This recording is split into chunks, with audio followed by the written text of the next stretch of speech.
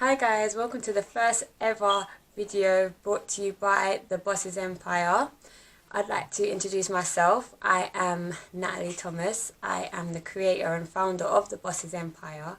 This video is titled The Road Less Travelled.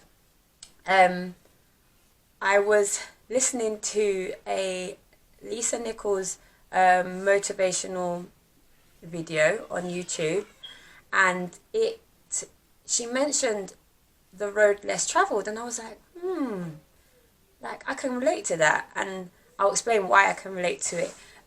Now, me personally, I am a mother of 7. I have raised my children majority on my own. The last 3 children that I had, I was with their dad for 2 years, just over 2 years, and in 2 years we had 2 children, and I was pregnant with the third towards the end of the relationship. The relationship was very up and down, there was a lot of emotional and mental abuse on his part towards me, and it was a rough time, you know. I mean, I can't say the whole relationship was rough, because, you know, I wouldn't have stayed in it if it was just rough from the beginning to the end. But there was times where it was really rough, and it did like take a big hit on me. Points in the relationship where I just literally couldn't take it anymore. I was self-harming. At one point, I literally tried to end my own life. I tried to commit suicide because I just couldn't see a way out. I was looking for answers to problems that weren't even there, problems that he was presenting to me, but they didn't really exist, and it was just taking its toll on me. I would cry. I'd lock myself in the bathroom and just put my head in my hands and just cry, you know, and just cry silently, because I didn't want him to know I was crying, because it would be an argument. What are you crying for?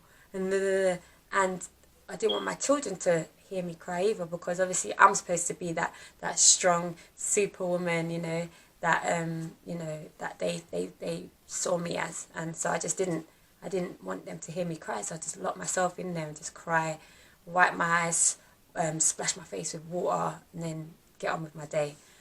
And that was the case for a while in that relationship, and it wasn't until we broke up, because he actually physically attacked me, and I just had enough. I just couldn't take it anymore. He attacked me while I was pregnant with our third child, and it just became too much after that, and I just knew, like, this wasn't for me anymore. So we broke up. He left the house, and I was sad because we had been together for a long time. We were even engaged to be married. We had gotten engaged Christmas Day, and this was in February that we had broken up, so we'd only been engaged for a couple of months, and I was sad, you know, like I did love the guy, you know, and he was the father of my children, and my oldest children, they saw him as their dad and stuff like that. So the whole situation was very, it was sad, you know. But I realised at that point that I had a choice to make. Like, I could say, okay, right, I'm going to just lie here and cry every day. I'm going to be sad. I'm going to let depression take me. If I can't look after my kids, social services are going to come and take my kids for neglect and stuff like that. Or I can pick myself up, and I can make a better life for myself and my kids. I can do what I always said I wanted to do, or what I've always known that I can do, and just make a better life. It's going to be hard, but I can do it. And obviously I picked the latter of the 2 choices, and I just didn't ever look back, you know. And for me, that was me walking the road less travelled, because, you know, a single mother of at the time 6 kids and 1 on the way, so 7 kids. You know, I was living in, you know, temporary accommodation. I was on benefits, you know, and just, you know, my situation wasn't looking great. You know, it wasn't looking great. You know, another failed relationship under the belt and stuff like that. And typically, like, it was everything I needed to just give up, you know. The situation presented everything I needed to just give up and be done, and just whatever happened, you know. And I just thought, no, I'm not doing this. And I just picked myself up and decided I'm not going to give up. And I decided, okay, I'm going to create a business because I'm tired of not having money. I'm tired of not being able to provide properly for my children. I'm tired of, you know, wanting something and not being able to get it. So I came up, me and my daughter actually, I think she was 9 at the time, and we came up with an idea of like creating a boutique. My cousin had told me about a machine that she uses to print t-shirts and stuff, so I said, oh, I'm interested in getting that. At the time I had no money, no funds to get the machine, and the machine cost over £200. So by faith, just a little bit of faith, I put an advert on, not an advert, that's the wrong word, but I put a post on Facebook, and I explained to my friends and my family and even people that I didn't know that I wanted to start this boutique with my daughter to make a better life for ourselves, but I needed a bit of help to fund for the machine.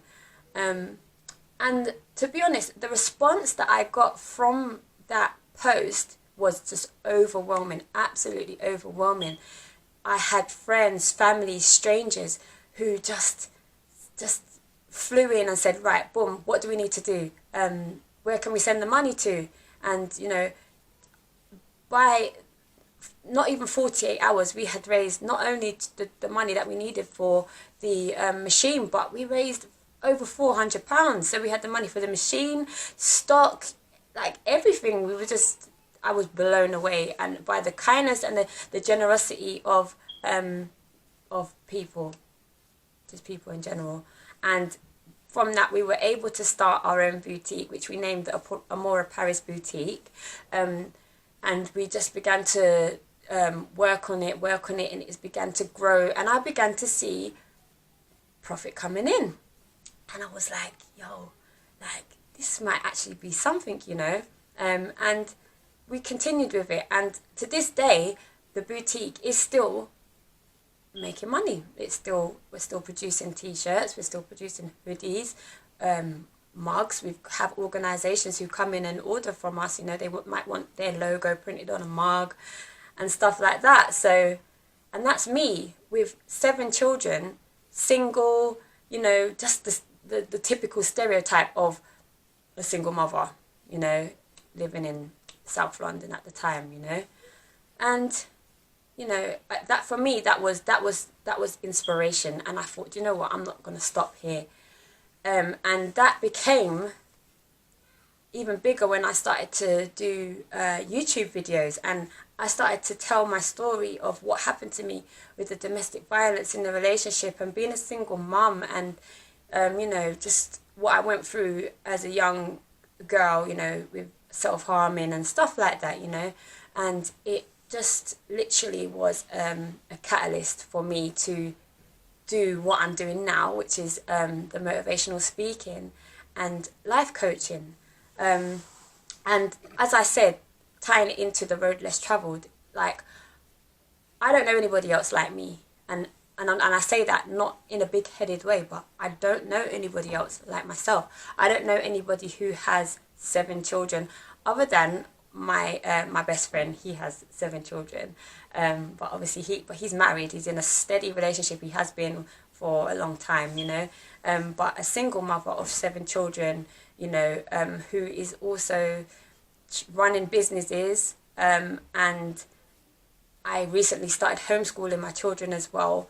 You know, I've never met anybody like myself, and I had people coming and telling me in my ear, Natalie, your story is so inspirational, and how do you do it with the 7 kids, and how do you manage homeschooling, and I have an allotment, how do you manage the allotment as well, and you know, everything that you do, like, without going crazy. I've got 1 child, I've got 2 kids, and I'm just going crazy every day and pulling my hair out, and you know, you still get on with it, and you still look good, and da-da-da-da-da. And I was just like, I kind of didn't really take it on board at the time.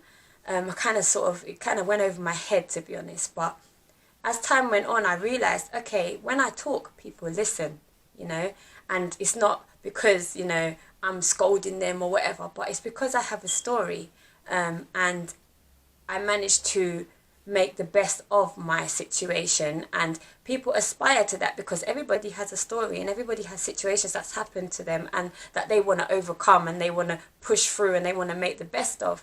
And for me, that's what I did. So rather than me just saying, this is what you need to do, da, da, da, da, I'm expressing to you, I've been there and I've done that, and I'm now on the other side of it, and I'm still advancing, I'm still climbing, I'm still rising. I'm not even where I want to be yet, but I'm definitely not where I was, you know. So that's what I kind of held on to, and now that's why I'm doing exactly what it is that I'm doing, and I want to share with people, you know, what I went through, and that, you know, there is hope, there is a way to get past it, there is a way to become the woman or the man that it is that you've always wanted to be. Your situation doesn't define you. It doesn't, just because you're going through something right now, it's not going to last forever. There are ways to elevate and to use that situation to build upon. If you look at it, people are throwing mud at you, they're throwing dirt, if they're throwing shade, you know, they're speaking on your name and stuff. For me, that was the story of my life. Everybody had something to say about me, but I used that and I built upon it, and I just created my empire just off of the back of everything that I've been through. And here I am today. I'm doing well for myself. I'm not where I want to be, but I'm not where I was at, and I'm still, every single day I'm evolving and I'm growing and I'm changing, and I'm seeing the benefits of me just having that positive mental attitude every day. So the road less traveled, it just means just being you, you know. Everybody is not, they're not you.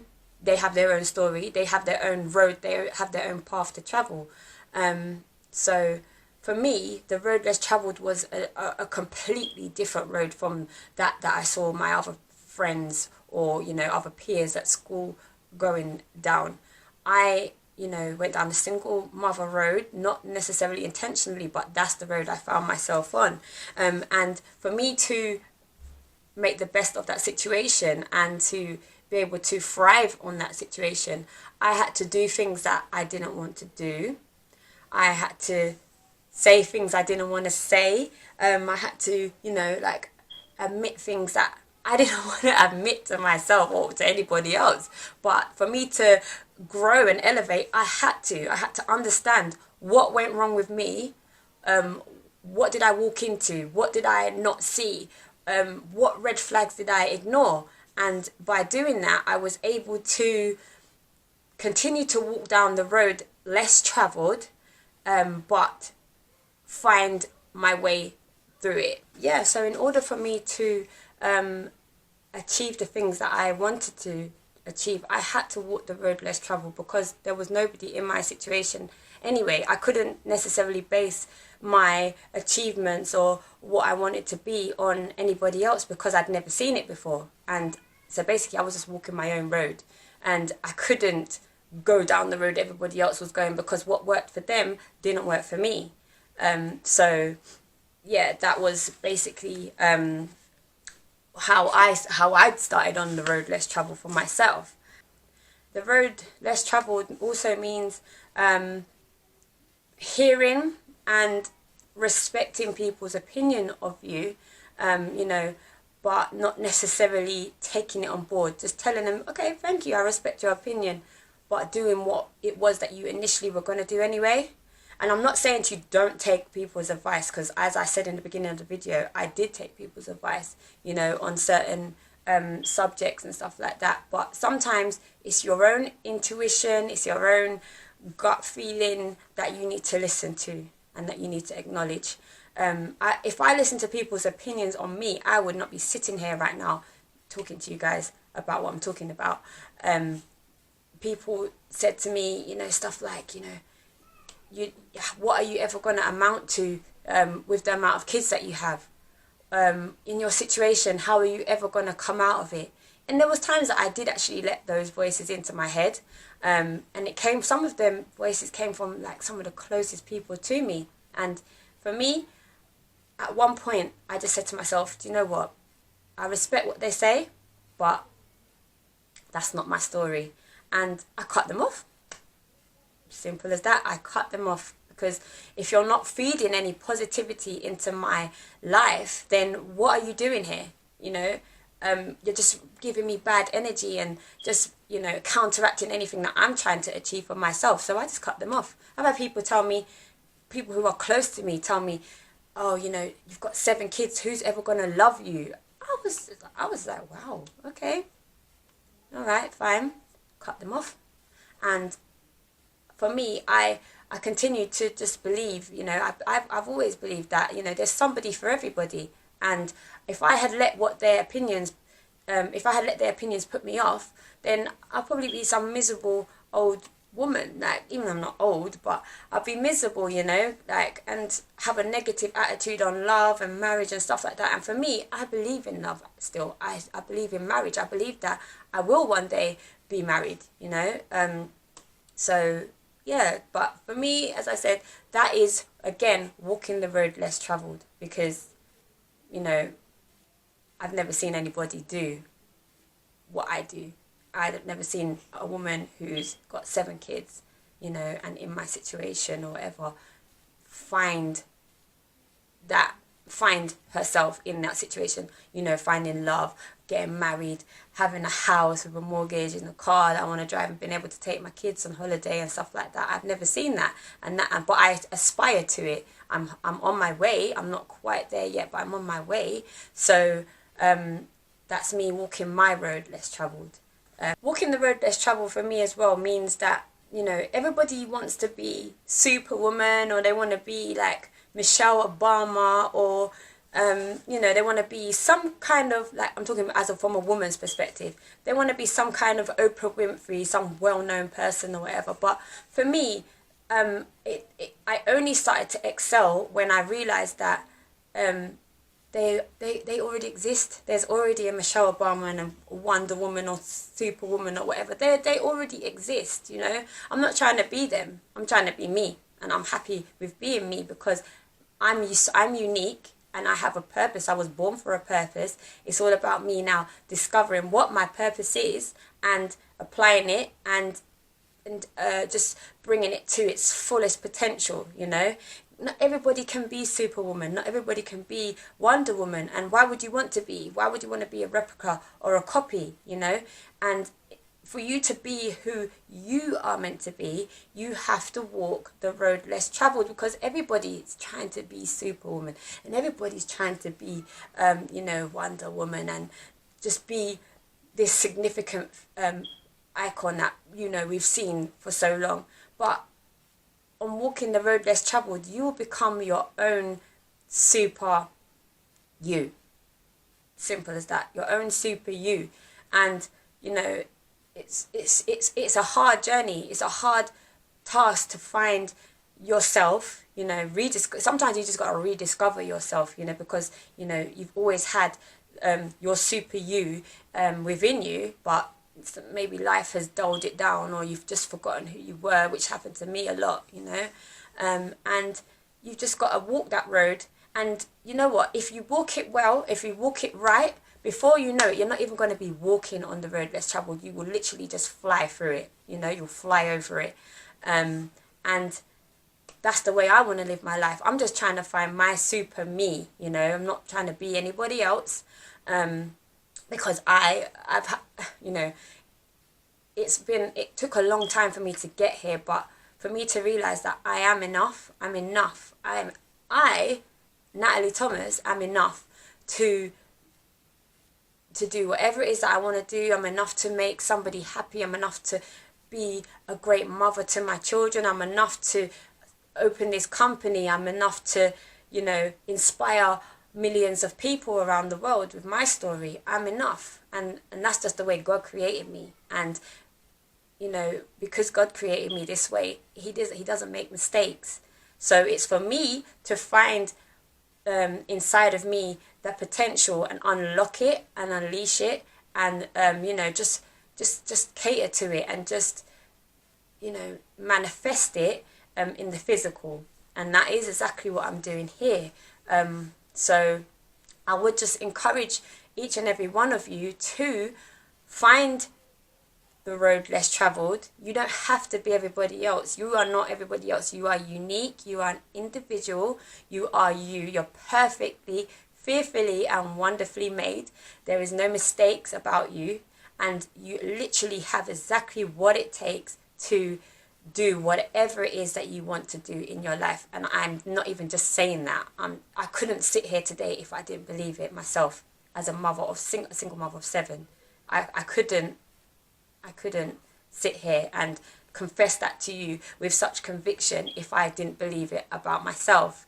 There's times when I doubt myself. Don't get it twisted. Even just last week, I was in a state of depression. It hit me like a ton of bricks, but you know, I managed to pull myself out of it, and voila, here I am, still moving, still progressing, still running, and still staying positive. So for you, as the woman you are or the man you are enough. Yeah, and you don't have to be afraid to just walk a different path from everybody else, because in walking that different path from everybody else is the only way you're going to discover your personal blessing, your personal gift, your personal self, your own self, you know. And it is going to be scary, and it's going to be rocky, because nobody else has walked that road to, you know, like, you know, that's, for example, if you've got a path and everybody's walked over the path, it's smooth because, you know, it's been worn down. Your path is not going to be smooth. It's not going to be necessarily a nice journey in the very beginning, but if you keep walking it despite what is being thrown at you, despite what your obstacles you're facing and stuff like that, once you get to the destination that you are meant to get to, you will not know anything different. You will be thankful for the rocks that, you know, you tripped up on and stuff like that, because all they did was make you wiser. They made you more resilient, and they, you know, you learn from it. And you know, now that you're resilient, you're able to, once you get to that destination, you're going to take another road and see where that road takes you. And then once you've done that, you'll ace another road. And that is, for me, that is true to how I want to live my life and how I am living my life. You know, I am now just doing exactly what it is that I want to do for me, and what I need to do for my children as well, to give them a better life. Because at the end of the day, they are what's most important to me. And you know, I can't look at my circumstances and sit here and just wallow in them and just not try to see a way through it. I'm walking my own road, and I'm becoming the super me that I am.